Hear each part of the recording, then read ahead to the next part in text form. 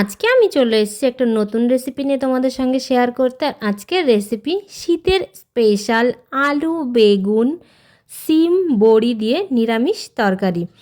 আর এই নিরামিষ তরকারি বানানোর জন্য প্রথমে আমি এখানে নিয়েছি বেগুন আলু সিম আর বড়ি। আলু বেগুন সিম সব কিছু আমি কেটে বেশ ভালো করে ধুয়ে নিয়েছি। আর এই বড়িটা কিন্তু আমার মায়ের হাতের বানানো বড়ি, বাজার থেকে কেনা বড়ি নয়। সিমগুলোকে এইভাবে কেটেছি, আলুগুলোও লম্বা লম্বা করে কেটেছি, সব সবজি আমি লম্বা লম্বা করেই কেটে নিয়েছি। অন্যদিকে কড়াই গরম হয়ে গেলে কড়াইতে দিয়ে দিয়েছি সর্ষের তেল।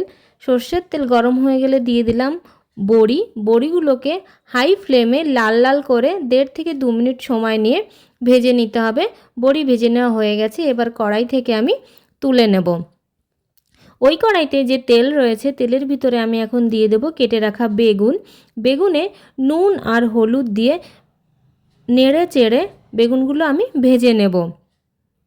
বেগুন ভাজতে তো বেশি সময় লাগে না, ওই 1-2 মিনিট সময় ধরেই আমি বেগুনগুলো ভেজে নেব। সব বেগুনগুলো ভেজে নেওয়া হয়ে গেছে, এবার আমি কড়াই থেকে বেগুনও তুলে নিলাম। কড়াইতে আবারও দিয়ে দিলাম তেলটা বেশ ভালো করে গরম হয়ে গেলে দিয়ে দেবো সিম আর আলু। কেটে রাখা সিম আর আলু আমি একসঙ্গে দিয়ে দিলাম। তারপর সিম আর আলু ভেজে নেওয়ার জন্য নুন আর হলুদ দিয়ে দিলাম পরিমাণ মতো। আলু আর সিমগুলোকেও বেশ সময় ধরে ভেজে নিতে হবে, কারণ আলু সিম যদি ভালো করে না ভাজা হয় তাহলে একটা কাঁচা গন্ধ বেরোবে সিম থেকে, সেটা ভালো লাগবে না খেতে। 4-5 মিনিট সময় ধরে আমি আলু আর সিমগুলো ভেজে নিয়েছি। এবার কড়াই থেকে আলু আর সিমও আমি তুলে নিলাম। কড়াইতে এবার দেব ফোড়ন দেওয়ার জন্য আবার দিয়ে দিলাম সর্ষের তেল। ফোড়নে প্রথমে দিয়ে দিলাম তেজপাতা, তারপরে দেব জিরে, আর তারপরে দিয়ে দিলাম 1 চা চামচ মতো আদা বাটা। এর সঙ্গে কাঁচা লঙ্কা বাটাও ইউজ করা যেতে পারে, আমি কাঁচা লঙ্কা বাটা দিইনি।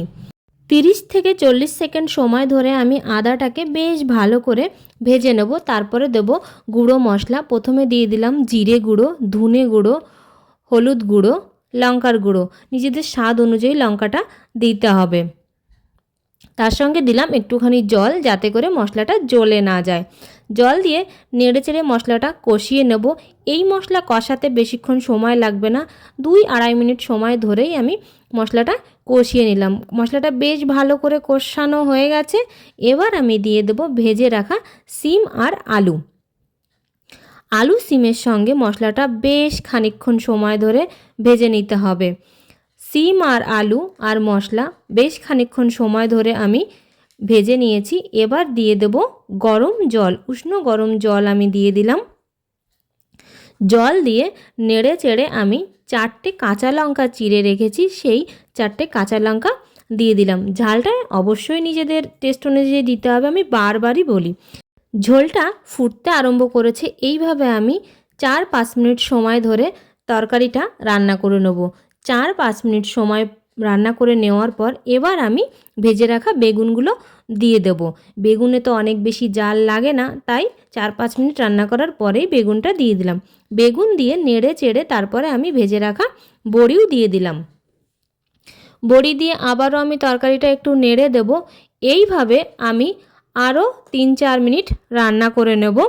শীতের দুপুরে গরম গরম ভাতের সঙ্গে যদি থাকে আলু বেগুন সিম আর বড়ি দিয়ে এই নিরামিষ তরকারি, তাহলে তো সাথে আর অন্য কিছু লাগবে না। যে কোনো আমিষ তরকারিকে হার মানাবে এই নিরামিষ তরকারি। 4-5 মিনিট রান্না করে নেওয়ার পর এবার আমি দিয়ে দিলাম ধনে পাতা দিয়ে নেড়ে চেড়ে আমি আরও 2 মিনিট রান্না করে নেব। এই সময়ে তরকারিতে লবণ ঠিকঠাক আছে কিনা সেটা টেস্ট করে দেখতে হবে। আমি টেস্ট করে দেখলাম কম আছে, তাই আমি আবার একটু দিয়ে দিলাম। 2 মিনিট রান্না হয়ে গেলেই রেডি হয়ে গেছে আলু বেগুন সিম বড়ি দিয়ে নিরামিষ তরকারি। তরকারিটা দেখতে বেশ লোভনীয় লাগছে না? আমার কাছে তো গরম গরম ভাতের সাথে খেতে অনেক ভালো লেগেছে। রেসিপিটি যদি ভালো লেগে থাকে লাইক শেয়ার কমেন্ট করবে। সবাই ভালো থাকবে, সুস্থ থাকবে। আজকের মতো টাটা।